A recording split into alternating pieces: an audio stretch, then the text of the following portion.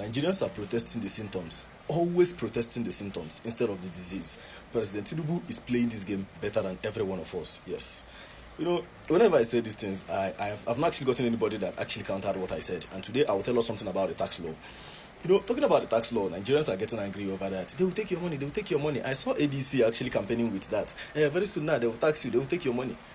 Bunch of empty-headed people. I wonder how these people will convince Nigerians that they want to lead them. That time President Tinubu said,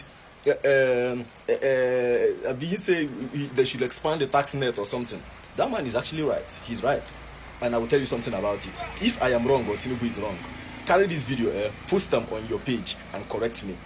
President Tinubu taxing Nigerians is necessary. It is something that he should do. He go pay me because of one reason, and that is the reason why I want to address in this video. Somebody that gives our local governments 400 and something million, 500 and something million every month, and gives the state government over 15 billion naira every month. What right do you have to tell that person not to tax you? Now, why I said we are protesting the symptoms and not the disease is that these people, these monies that have been given to them, it's not for them to hand it out to their friends and local communities, or hand it over to, just hand out cash to people. When you hand out cash to people, 100,000, 1 million, 50 million, even if it's in the billions, you hand out cash to people and people don't use it to do what is necessary. That money is meant to invest in the state, invest in the local government, even if it's agriculture, engage the people in economic activities that will provide more, that will produce more. That is what the government of Tinubu is now taxing.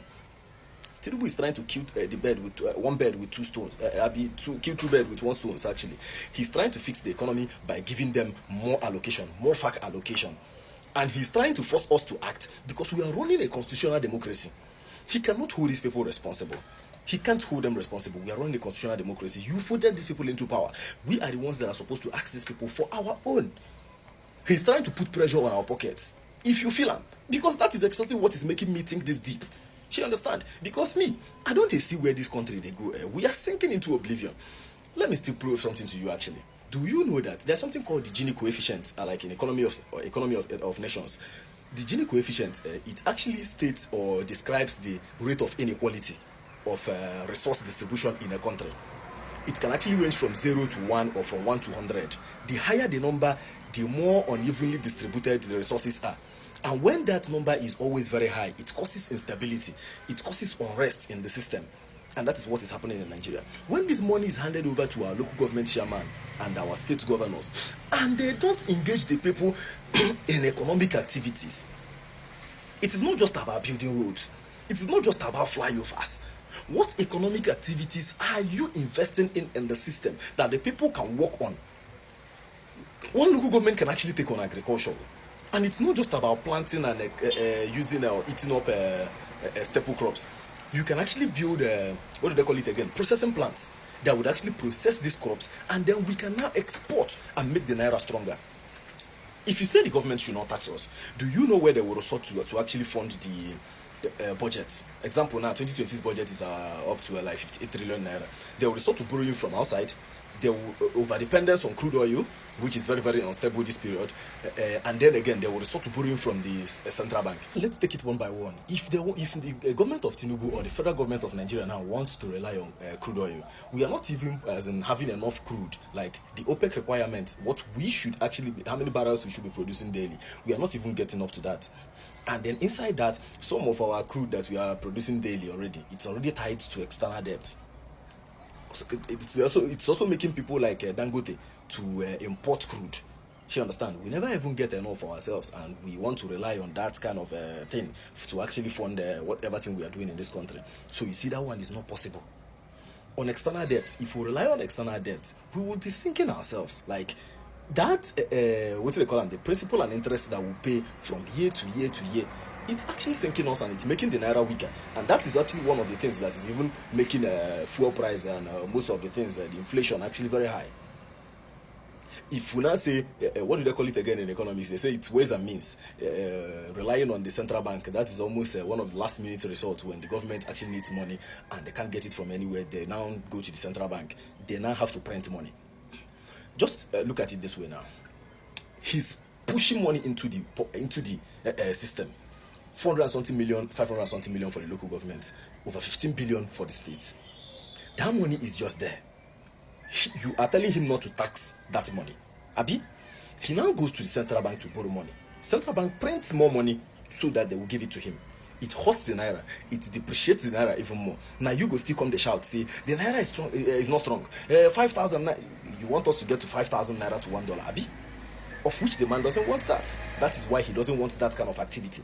All other governments actually did it. They did it, and that is one of the most dangerous things to actually do.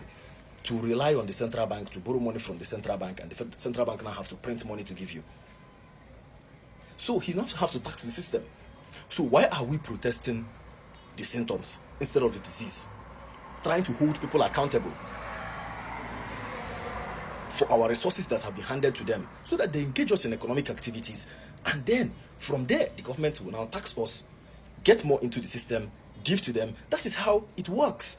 That it's a legal tender. It's just paper, and that paper is meant to build value. It is not to kill ourselves. We are using that paper to kill ourselves. We are handing over paper money to people, and people are just keeping it, piling it up somewhere, and then they are using that paper money to chase foreign goods, Fendi, Versace, and the rest. They are using it to chase foreign rice, when we have Abakaliki rice that they can actually invest in rice mills, and we actually start producing our own, and we even export, and the naira becomes stronger. Why are we not protesting this? Why are we not talking about this? Why is the opposition not using this to campaign? Are they so dumb? Like I used to say, President Tinubu is actually the better man out of all of them. Let me tell you something again. When there is a lot of money in circulation, and you still go and bring more, borrow from the outside or the central bank, and still push it into the population again, you are killing the economy. It will be causing inflation. The rate of inflation, it's a general rule of thumb that when money is too much in circulation, it loses its value. Things becomes twice as expensive. Go and check. Me, I did not take my studies serious when I was in school. Now hunger na make me become emergency economist, and see, I think I have to stop it here actually. And like I said, we are protesting the symptoms and not the disease. We should actually pay attention to all of this, and we should understand how the government works. We should understand how all of this economics and accounting works with the government, because it's only then that after we understand what is on paper and know who is doing it right and who is not doing it right, that is when we can now chase the loot. If not, we'll continue chasing shadows.